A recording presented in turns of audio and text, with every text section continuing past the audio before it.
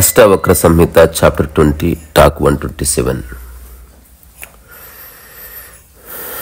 ఇప్పుడు ఎవరెవరైతే జీవితాన్ని అర్థం చేసుకోవడానికి ధ్యానాన్ని మాధ్యమంగా చేసుకున్నారో అట్లాంటి వాళ్ళంతా ఈ సంసారాన్ని వదిలి మరొక లోకం మాయలో పడ్డట్టు కనిపిస్తున్నది చాలామంది. అంటే ఇక్కడేమీ లేదు, ఇంకెక్కడో ఏదో ఉంది అనుకోవడం. బాహాటంగా గైడెడ్ మెడిటేషన్ పేరు మీద ఆ విధమైన ప్రసారాలు కూడా చేస్తున్నారు. మనిషికి పాపం ఇక్కడ ఎలాగూ లైఫ్ బాగాలేదు కాబట్టి ఇంకెక్కడో బాగుంటుంది, అక్కడ బాగుంటానికి మనం ఇదంతా చేయాలి అన్న ఒక భావన ఏర్పడి పాపం ఏదో చేస్తున్నాడు. ఎవ్వరూ వర్తమానం మీద దృష్టి పెట్టడం లేదు. ఈ క్షణం నువ్వు అనుభవించే అన్నిటికీ నీకున్న మిస్అండర్స్టాండింగ్స్ అబౌట్ లైఫ్ ఒక కారణమని మనిషి గుర్తించడం లేదు. దానివల్ల ఎవరెవరో చెప్పింది మనిషి నమ్ముతున్నాడు. ఈ లోకంలో ఏముంది, పరలోకం ఉంది అంటాడు ఒకడు. ఇంకా ఎన్నెన్నో లోకాలు ఉంటాయి, ఒక సత్యయుగం ఉంటుంది, సత్యలోకం ఉంటుంది అని చెప్పేవాళ్ళు ఉన్నారు. ఇక్కడ ఏముందో వాళ్ళకి తెలియదు. రాబోయే దాని మీద అంతులేని నమ్మకం. అక్కడికి వెళ్ళిన తర్వాత అక్కడ కూడా అంతరాలు ఉంటాయేమో, లేవని చెప్తున్నారు.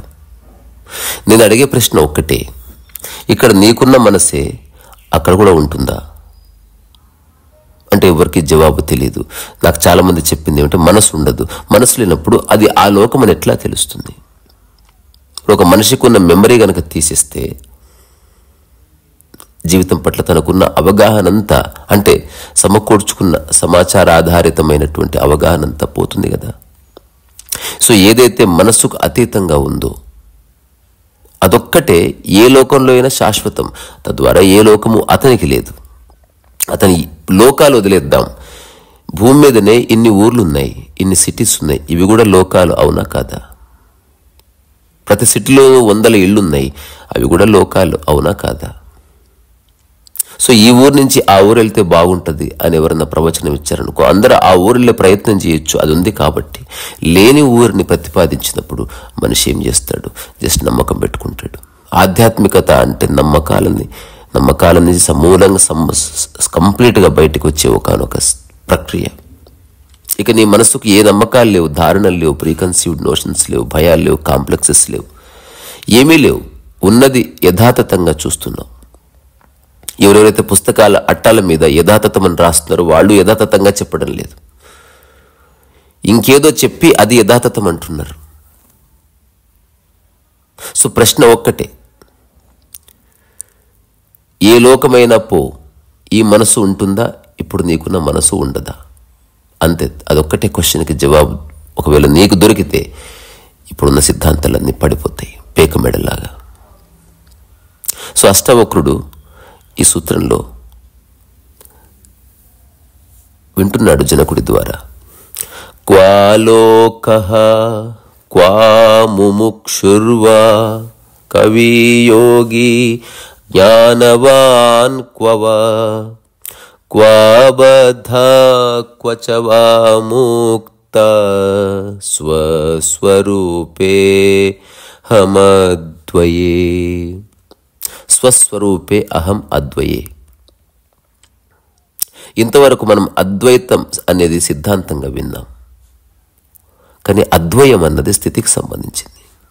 సో అద్వైతం సిద్ధాంతం, అద్వయం అంటే నీ స్థితి. అద్వైతం అంటే రెండు కానిది అని, అద్వయం అంటే రెండు కానివాడిని అని. ఏకం అనే భావన లేదు. సో జనకుడు అష్టావక్రుడితో చెప్తున్నాడు, నేను అద్వైతమూర్తిని, ఇంకా అద్వయమూర్తిని. నాకు లోకం ఎక్కడుంది? నాకు ముముక్షు అంటే నేను మోక్షం కోసం పాకులాడే ఆ మనసు ఎక్కడుంది? నేను బద్ధుడిని కాదు, నాకే బంధాలు లేవు, తద్వారా నాకు ముక్తి కూడా లేదు. నా పరిపేక్షలో ఉన్నదంతా ముక్తే, ఉన్నదంతా ఆత్మస్వరూపులే, అందరూ మహానుభావులే. It is a pure declaration about a purest form of being అనమాట. ఇక ఇలాంటి వ్యాఖ్య మళ్ళీ భూమి మీద ఇంకెవరు చేసి ఉండకపోవచ్చు. చేసినా వాళ్ళు చెప్పింది విని చేశారని మనుషులు అనుకోవచ్చు. అందుకే చేయకపోవడం మంచిది. అనుభవించే స్థితి. అష్టావక్రుడు ఎదురుగా ఉన్నాడు కాబట్టి చెబుతున్నావు. ఫర్ ఎగ్జాంపుల్, నువ్వు ఒక్కడివే ఉన్నావు అనుకో, నువ్వు ఆనందంగా ఉన్నావు అనుకో, ఎవరికి చెప్తావు? అప్పుడు ఆనందం ఉంటుంది, ఆనందాన్ని వ్యక్తపరచాలన్న స్పృహ పోతుంది. సో వ్యక్తపరచాలన్న స్పృహ నీకు ద్వైతం వల్లే వస్తుంది, సాపేక్షం వల్లే వస్తుంది. సో అది ఉంది కాబట్టి ఇది ఉంది, అదే ఇది అని కొందరు చెప్పారు. అష్టావక్రుడితో జనకుడు అంటున్నాడు, అది లేదు ఇది లేదు, ఉంది అంతే. సో ఏ విధమైన ద్వంద్వము తనలో లేదని చెప్తున్నాడు. అట్లా తను అద్వయం అయ్యానని చెప్తున్నాడు. ఇది ఒక స్థితి అంతే, దీన్ని ప్రూవ్ చేయలేం. ఇప్పుడు నేను చెప్తున్నాను నేను అద్వయమే, but how can I prove it to you? Because నిరంతరం రకరకాల ప్రశ్నల్లో, రకరకాల కుతర్కాల్లో, తర్కాల్లో, వితర్కాల్లో ఇరుక్కుపోయిన మనిషి ఎట్లా ఒక మనిషిని నమ్మగలిగేది? అదంత ఆషామాషి కాదు. నేను మళ్ళీ చెబుతున్నా, ఏ లోకాలు లేవు. ఒకవేళ ఉంటే ఉండని. ఒకవేళ ఏ లోకానికైనా నువ్వు పోయినా, ఒకవేళ నీకుండే మనసు నీకుంటే, అట్లాంటి మనుషులే అక్కడికి అందరూ వస్తే, అప్పుడు ఇక్కడ ఏం జరుగుతుందో అక్కడ అదే జరుగుతుంది. అక్కడ గురువుకి పెద్దపీట. ఏ గురువుని మాట విని ఏ లోకానికి అతను పోయాడు, నువ్వు అతని మాట విని అదే లోకానికి పోయినప్పుడు మళ్ళీ అతను గురువుగానే ఉంటాడు, నువ్వు శిష్యురాలుగానే ఉంటావు, శిష్యుడుగానే ఉంటావు. ఈ అంతరాలు ఎప్పటికీ పోవు. నిజమైన లోకం నీలో ఉంది. అద్వయం, ద్వైతం పోయింది. నిజమైన లోకం అది ఫిజికల్ రియాలిటీకి సంబంధించిన లోకం కాదు. వీళ్ళు చెప్పే లోకాలన్నీ ఫిజికల్ రియాలిటీకి సంబంధించిన ఊర్ల లాంటివి. హ్యాబిట్స్ పోకపోతే నాంపల్లి ఉంది, నాంపల్లి లేకపోతే ఈ ఊరు హైదరాబాద్ సిటీ కాకపోతే వైజాగ్ ఉంది, లేకపోతే మహారాష్ట్ర ఉంది. ఇది ఊర్లకి ఫిజికల్ రియాలిటీకి సంబంధించింది. ఈ ఊరు వదిలి ఆ ఊరు వెళుతున్నానని చెప్పినట్టు ఈ లోకం వదిలి ఇంకో లోకానికి వెళ్ళిపోతున్నాం. మనకు చాలా లోకాలు ఉన్నాయి, ఇంకో లోకానికి వెళ్ళిపోతాం. అక్కడ అది జరుగుతుంది, ఇక్కడ ఇది జరుగుతుంది. అక్కడ అసలు ఏ కష్టాలు ఉండవు, అక్కడ ఏ కన్నీళ్ళు ఉండవు. అసలు అక్కడ శరీరం అక్కడ అలసిపోదు, ఎంతసేపు సంభోగం చేసినా అలసట రాదు. అక్కడ ఒక్కొక్క పండు చాలా పెద్దగా ఉంటుంది. స్వర్గము ఒక లోకమే కదా. సో లోకం అన్న ఆలోచన కపోల కల్పితం. ఇక్కడ ఎవ్వరూ దేన్ని సృష్టించలేదు. ఇది స్వయం సృష్టి. తద్వారా నీకు స్వయం దృష్టి కావాలి. సో జీవితం నిజంగా అర్థమైతే అన్ని లోకాలు నీలో ఉన్నాయని తెలుస్తుంది. అది భూలోకమైన, భువర్లోకమైన, సువర్లోకమైన, ఇంకే లోకమైన, స్వర్గలోకమైన అన్నీ నీలో భాగమని తెలుస్తుంది. అన్నిటికీ ఆధారభూతమైన ఒకానొక ఫినామినా మనస్సే. అందుకే జనకుడు అష్టావక్రుడితో చెప్తున్నాడు, క్వ బద్ధ క్వచవా ముక్త స్వస్వరూపే అహం అద్వయే. నాకెక్కడ ముక్తి, నాకెక్కడ బంధం? నిరంతరం అద్వయంలో ఉన్నా. నేను ఒక్కటిగా ఉన్నా అని చెప్పడం లే. ఒక్కటి అనే పదం వాడగానే సాపేక్షత వస్తుంది. అంటే రెండు కాదు కాబట్టి అద్వయం అంతే. ద్వయమే లేదు. ఉన్నదేదో ఉన్నది. అఖండం అని చెప్పడానికి అద్వయం అని వాడతారు. అంతా నేనే అని చెప్పడానికి అద్వయం వాడతారు. ఉన్నదంతా అదే అని చెప్పడానికి అద్వయం వాడతారు. అంతా నాలో భాగం అనుకుంటే అద్వయం వాడతారు. ఉన్న దాంట్లో నేను భాగం అనుకుంటే అద్వయం. ఏదైనా ఒక్కటే ఉంది, రెండవ దానికి స్కోప్ లేదు. ఆ తర్వాత జనకుడు అష్టావక్రుడితో చెప్తున్నాడు, క్వా సృష్టి క్వచ సంహార క్వా సాధ్యం క్వచ సాధనం క్వా సాధక క్వా సిద్ధిర్వా స్వస్వరూపే అహం అద్వయే. ఇక్కడ కూడా అహం అద్వయే, స్వస్వరూపే అహం అద్వయే. సో సృష్టి లేదు, సంహారము లేదు, సాధ్యము లేదు, సాధనము లేదు, సాధకుడు లేదు, సిద్ధి లేదు. ఇవేవి లేవు. ఎందుకంటే నేను ఉన్న స్థితి అద్వయం కనుక అన్నట్టు. జనకుడు చెప్పిన ఈ సూత్రం భాషాపరంగా అర్థమవును చాలామంది, కానీ అనుభవంగా అర్థం కావాలంటే నీ మనస్సు, నీ ఆలోచనలు వేరే వాటితో సంబంధం కలిగిన, వేరే వాటితో బంధం ఏర్పరచుకున్న ఆలోచనలు నశించి తీరాలి. లేకపోతే జనకుడు చెప్పేది అర్థమయ్యే అవకాశం లేదు. భాషపరంగా అర్థం కావచ్చు. జనకుడే చెప్తాడు కదా, జీవితం అర్థం చేసుకోవాలంటే నిరపేక్షతకి ఇంకొక ఆపోజిట్ వర్డ్ సాపేక్షత. అంటే ఒకదానితో ఒకటి సంబంధం కలిగి ఉండడం సాపేక్షం.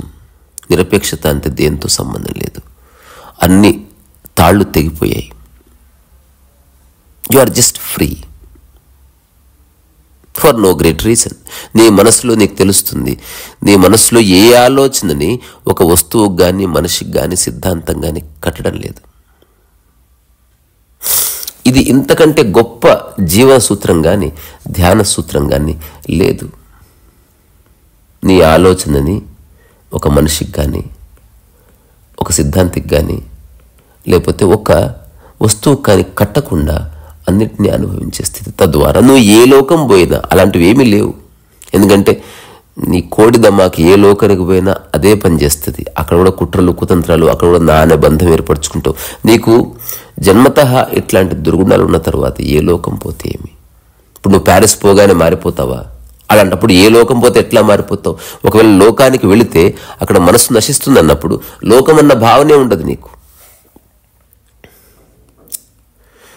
నేను ఎన్నిసార్లు ఎందుకు రిపీట్ చేస్తున్నా? నిజంగా అర్థమైతే మీరు వర్తమానంలో వచ్చి పడతారంతే, వేరే ఆప్షన్ లేదు. అర్థం కాలేదా? చేయండి, ధ్యానాలు చేయండి. ఆ ధ్యానాలకు లింకులు పెట్టండి.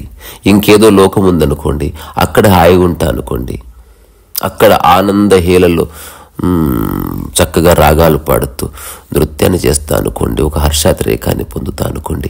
One thing is clear, you are missing this moment. దేనికోసమో చేసే నీవు అక్కడికి వెళ్ళిన పీకేది ఏముండదని ఖచ్చితంగా నేను చెప్తున్నా. మీరు నమ్మితే నమ్మండి, లేకపోతే లేదు. ఈ క్షణం నువ్వు అనుభవించే స్థితే పరమోత్కృష్టమైనది. The ultimate pinnacle of your life is this moment. Moment అనే పదానికి అర్థం సెకను కాలం అని కాదు, సమయము తెలియని కాలం అని. సమయము తెలియని స్థితిని మూమెంట్ అంటున్నాం. వర్తమానం అంటే సమయము తెలియని స్థితి. That's all. నీవు ఉన్నావు కానీ సమయం తెలియడం లేదు. ఏది ఉంటే దాంతో నువ్వు పరిపూర్ణంగా మమేకమయ్యావు. Not by force or not by coercion. జనకుడు చెప్తున్న ఈ సూత్రం నాకు తెలిసి నాకున్న అవగాహనలో మానవజాతి పరిణామ క్రమంలో ఇంకెవరు చెప్పలేదు. చూడండి, ఇది క్వా సాధ్యం, క్వచా సాధనం, క్వా సాధక, క్వా సిద్ధిర్వా. సాధ్యం ఎక్కడిది, సాధనం ఎక్కడిది, సాధకుడెవడు, సిద్ధి ఏమిటి? అసలు ఈ 4 పదాలు తీసేస్తే అసలు భూమి మీద ఆధ్యాత్మిక ఆశ్రమాలు ఉంటాయా? ఒక ఫాల్స్ హోప్ క్రియేట్ చేసి నిన్ను వర్తమానం నుంచి పక్కకు జరుపుతున్నారు, లేదా నీ ఆలోచనలకి మేకప్ వేస్తున్నారు. నాది అందమైన నిరసన. ఎవరెట్లా ఉన్నా నాకు వచ్చేది లేదు, పోయేది లేదు. నేనేమి రిఫార్మిస్ట్ని కాదు. సరే, నాకు అవకాశం ఉంది కాబట్టి మాధ్యమం ద్వారా ఊరికే మాట మాధ్యమం చేసుకుని చెప్తున్నాను. నా గడప దాటి కూడా బయటికి పోను, ఎప్పటికి పోను. ఎవరెట్లా పోతే మనకి చెప్తే వినే స్థితి మనిషికి లేనప్పుడు మనం ఎవరికి చెప్పడానికి లేదు.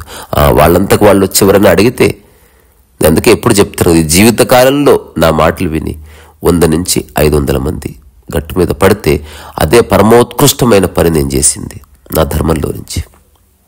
అది కూడా నా ప్రయత్నం లేదు, నేను కర్తగా లేను, వాళ్ళు అడిగారు కాబట్టి చెప్పడమే తప్ప నాకు ఏ విధమైన ఆసక్తి లేదు. సో ఇక్కడ సృష్టించేవాడెవడు లేడు, తద్వారా వినాశనం చేసేవాడెవడు లేడు. సృష్టించేది వినాశనం చేసేది రెండు నీ మనస్సే మిత్రమా. అదొక్కటి గుర్తుపెట్టుకో. జనకుడు చెప్పేది నువ్వు పరమ నిద్రలో ఉన్నప్పుడు, పరమ గంభీరమైన నిద్రలో సుషుప్తి దాటి తుర్యాలకి వెళ్ళినప్పుడు చెప్పే మాట. నిద్రలో నువ్వు ఇదే చెప్తావు కదా, అక్కడ ఏమీ లేవు. ఆధ్యాత్మికత యొక్క పరమరహస్యం అంతా నువ్వు అనుభవించే నిద్రాస్థితిలో దాగి ఉంది. ఏవేవి నువ్వు మెలకువలో మోస్తున్నావో అలాంటి వాటన్నిటిని పక్కకు పెట్టడం వల్ల నిద్ర ఎస్టాబ్లిష్ అయింది. సో మెలకువలో నిద్రాస్థితి అనుభవించడం అంటే మెలకువలో నిన్నటి వరకు ఏమేం మోస్తున్నావో అవన్నీ నిర్ద్వంద్వంగా పక్కన పెట్టావు, తద్వారా అద్వయం మిగిలింది. అద్వయ ప్రాప్తిరస్తు. నిజంగా ఎవరినన్నా ఆశీర్వదిస్తే అంతా ప్రాపంచికమైన ఆశీర్వాదాలు, ఇది ప్రాప్తిరస్తు, ఐశ్వర్య ప్రాప్తిరస్తు, ఏజ్ ప్రాప్తిరస్తు, ఇది కాదు. అద్వయ ప్రాప్తిరస్తు. ఒకవేళ నేను ఎవరినన్నా ఆశీర్వదిస్తే ఇక మీదట అలాంటి అవకాశం రావద్దని కోరుకుంటున్నాను. అయినా ఎవరన్నా అడిగితే అద్వయ ప్రాప్తిరస్తు, అంతే. అదొక్కటే నీది, మిగతావి ఏవి నీవి కావు. నువ్వు తలకిందులు తపస్సు చేసినా నీవి కావు, నువ్వు గట్టిగా పట్టుకున్నా నీవి కావు. అందుకే ఈ మాట, చివరి మాట గుర్తుపెట్టుకోండి ఈ రోజుకి. నీ ఆలోచనల్ని ఒక మనిషికి కానీ సిద్ధాంతానికి కానీ వస్తువుకి కానీ కట్టకు. ఇది మర్చిపోవద్దు. ఈ భూమి మీద రకరకాల మనుషులు రకరకాల ఆధ్యాత్మిక ప్రవచనాలు చేసిండొచ్చు, వాళ్ళందరికీ సాంప్రదాయం ఆధారం. నేను చెప్తున్నది పూర్తి వర్తమానపు వ్యాఖ్య, ప్రకృతి వ్యాఖ్య, నాది కాదు. ముక్తి ముముక్షు ఎవడైతే మోక్షాన్ని కోరుకుంటున్నాడో అట్లాంటి వాడు చేయవలసిన పని సాధన కాదురా బాబు. ఏ విషయాలకు నీ ఆలోచనలు కట్టి సచ్చావో ఆ తాడు లూజ్ చేయి, ఆ వస్తువు నుంచి తాడు లూజ్ చేయి, మనిషి నుంచి లూజ్ చేయి, సిద్ధాంతం నుంచి లూజ్ చేయి, గురువు నుంచి కడితే గురువుకి నుంచి లూజ్ చేయి, అతన్ని నీ నుంచి విముక్తి చేయి. వాటి నుంచి నీ విముక్తి కావడం కాదు, నీ దరిద్రం జీవితం నుంచి వాటిని విముక్తి చేయి. తద్వారా అదే ముక్తిలో ఉంది, ఇది ముక్తిలో ఉంది. నీ ఎదురుగా ఉన్న ఒక ఫ్యాన్ ముక్తిలో ఉండని, నువ్వు ముక్తిలో ఉండి గాలిని అనుభవించు. ఫ్యాన్ నాది అనుకోకు. ఇంతకంటే చెప్పడం ఎవ్వరి వల్ల కాదు. ఇది అత్యంత తేలికైన పరిభాష. ఇది కూడా అర్థం కాలేదనుకో, నేను చెప్తున్నా, ఎవరు చెప్పినా అర్థం కాదు. ఇంకా అబద్ధాలు అర్థమవుతాయి, అపోహలు అర్థమవుతాయి, కపోల కల్పనలు అర్థమవుతాయి. అట్లాంటి వాళ్ళందరికీ ఆల్ ద బెస్ట్. ఇక్కడ ఏదో లేదు, మనం చేసేదంతా భవిష్యత్తులో ఏదో సాధించడం కోసం, ఇంకెక్కడికో పోవడం కోసం. అట్లాంటి వాళ్ళందరికీ కాళ్ళు రగొట్టాలి. They are misleading the people. They are playing with the emotions of ordinary masses. కానీ అట్లా జరగడానికి వీల్లేదని చెప్పడానికి లేదు. ఎందుకంటే తప్పు రెండు దిక్కులో జరుగుతుంది. అవగాహన లేకుండా వాళ్ళ మనసుల్ని ఎవరెవరి చేతిలో పెట్టేస్తున్నారు. నువ్వు మొబైల్ కూడా అడిగి పెడతావు కదా, నీ మనసు ఎట్లా పెడతావు? ఎవరు చెప్పింది ఎట్లా నమ్ముతావు? ఏమైపోయింది బుద్ధి? నేను అందుకే చెప్తాను, ఆశ్రమాలకు పోవద్దా సార్? పొండి, కానీ వెంటనే జాయిన్ అవ్వద్దు కోర్సుల్లో. అక్కడే సంవత్సరం ఉండు, but don't join in any course. Be there and look at those people. అక్కడ ఉన్నప్పుడు ఎలా ఉన్నారు, గుంపుతో ఉంటే ఎలా ఉన్నారు, చాంటింగ్ చేస్తున్నప్పుడు ఎలా ఉన్నారు, బయటపడగానే ఎలా ఉన్నారు. వాళ్ళు బయటికి రాలేరు. బయటకు వచ్చారనుకో మళ్ళీ పాత మనసు పట్టుకుంటుంది. They are escaping from their own reality. బాత్ కథం. ఇంతకంటే చెప్పడానికి ఏమి లేదు. రెండోది, నాకు ఆసక్తి కూడా లేదు, ఎవడు సావు వాడు సావని. సో చివరిగా జనకుడి మాధ్యమంగా నేను ఒక మాట చెప్తున్నా, మిమ్మల్ని అందరినీ ఆశీర్వదిస్తున్నా. మీరు సమస్త ప్రజానీకాన్ని ఆశీర్వదించండి. అద్వయ ప్రాప్తిరస్తు, అద్వయ ప్రాప్తిరస్తు, అద్వయ ప్రాప్తిరస్తు. రిసరసు వయసు.